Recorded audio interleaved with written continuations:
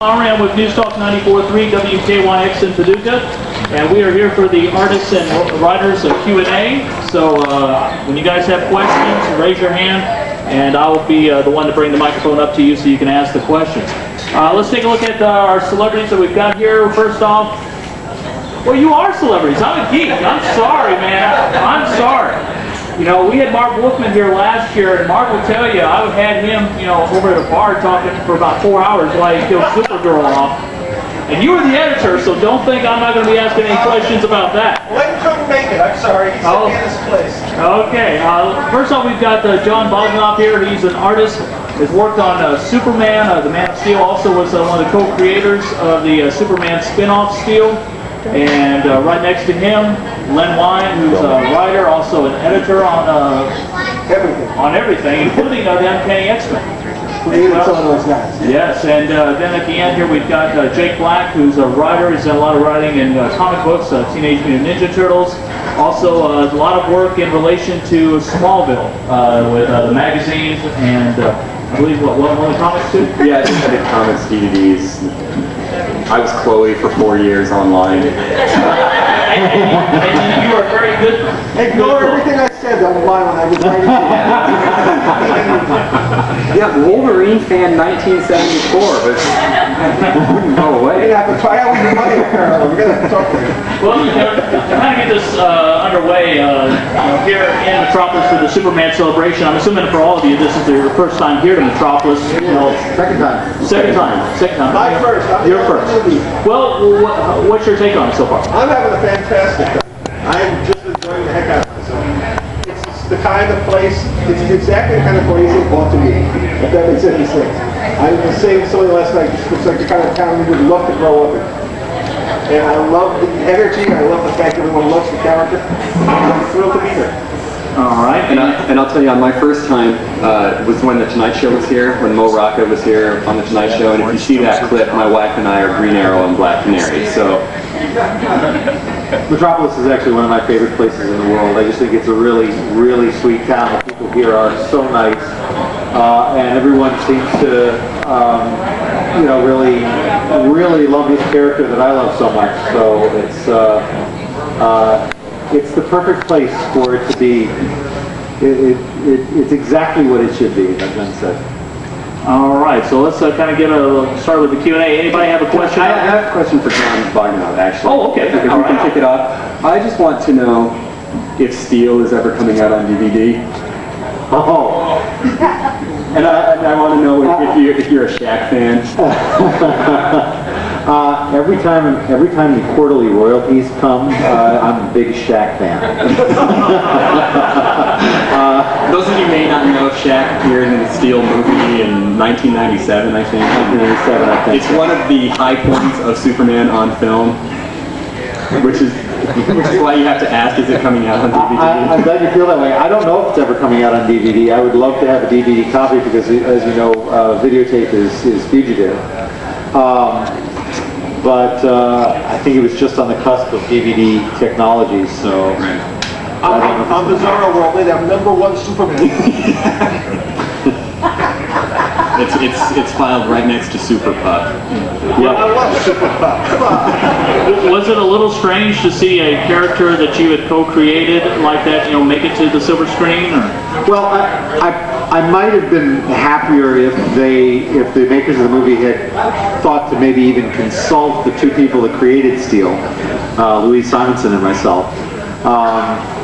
So I watched that movie with mixed feelings. There are things about it that I love. There's certainly a certain amount of heart in the movie, mostly because Shaquille O'Neal really loved the character Steel, and that's why the movie got made. And I should say but guardedly, because they really should have consulted a professional artist when designing that costume. I think the costume was designed too far away from the original, which is a typical mistake in comic book movies, is to alter the iconic image of the character. But also, whoever designed the actual workings of his armor in the movie really failed to take into account Shaquille's particular physique. So it looks like Steel they took Shaq's bottom and put another 3 inches of foam metal around it, and so when Steele's running down the street, he looks like he's got a really big butt. Now, you talk about, of course, they did not consult you or Louise Simonson. No. If you had the opportunity to remake Steele, who would you cast Oh, as Steele? I don't know. I'm a bad guy to answer to ask that because Steele, the character, is so much a real person in my head, and I mean, I have a sense of his voice. I have a sense of his such a sense of his face, and even a sense of sort of the way he moves. So off the top of my head, I can't think of anybody who matches him really exactly. So it might be the kind of thing where you'd want to have an open casting call. I mean, you're drawing from a fairly small pool. He's a 7-foot-tall black guy, so I guess I'd go to the NBA and say, hey, anyone want to try out for a part in a movie? And just, see who had the combination of you need someone very articulate, and you need someone who exhibit a lot of heart, because those are the 2 chief characteristics of the character. So off the top of my head, I can't think of any particular actor who fits both the physical aspects of Steele and the character acting aspects of Steele.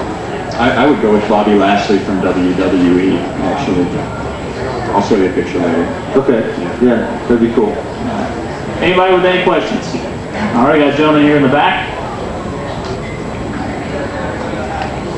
Yeah, for movies, what's your opinion about characters created by computer graphics as opposed to characters created by cells using paper and pencil and drawings? Well, I mean, it's like, in a way, it's like saying, what do you like better, a charcoal drawing or an oil painting? They both have their attributes, and both have things about them that make them good for certain projects. I mean, I love classic hand-drawn animation, and I seriously believe that it should never be completely replaced by computer, because there are happy accidents that happen with hand-drawn animation that don't happen with the precision of a computer. On the other hand,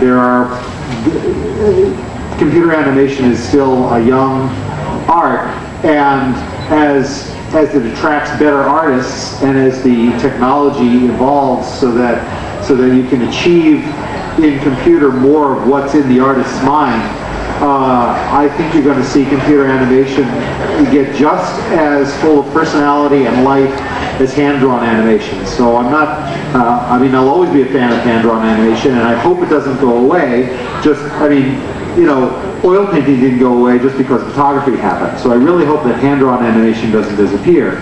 But I do think that the art of computer animation is going to continue to evolve to the point where it will be exquisitely beautiful and exquisitely effective. And again, there are projects where I would prefer to see hand-drawn animation on, and projects where I think computers are pretty awesome. So, it's apples and oranges in a way. Disney at one point dropped their 2D department. They said they were not going to do any more 2D films, and they've changed their minds. They're back at work on a couple of 2D movies. I think every movie should be made the way it ought to be made. Different films require different things, and come at it that way.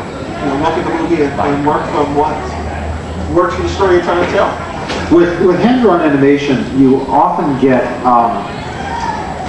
intuitive choices, that are not, when you're animating on a computer, virtually everything you do has to be really thought out and planned. In hand-drawn animation, there are certain nuances of a cartoonist's hand that are not conscious decisions, but they just happen, and that, I think, is going to, as Len said, keep